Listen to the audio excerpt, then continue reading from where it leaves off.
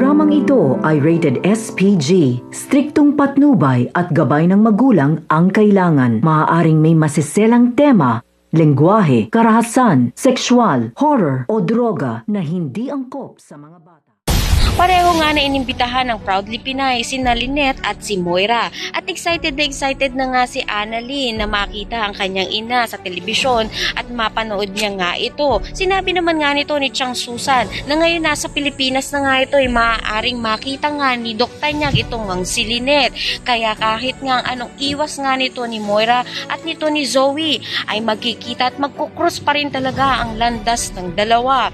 Dito nga hindi alam ni Moira na dadalo nga rin itong ang si Lynette. Kaya naman nang magkita naman nga sila nito ni Moira at ni Lynette ay gulat na gulat nga siya sa gandang taglay nga nito ni Lynette at harap na nga rin si Chang Susan at si Zoe at nalaman nga ni Zoe na narito nga rin si Lynette. Kaya kahit anong pilit nga niya na iwasan ay magkikita nga sila nito ni Chang Susan at tatawagin nga siya nito na RJ at posibilidad na ito na nga ang magbukas ng isip ng mga laala nga nito ni Dr. Nyag dito nga kay Lynette.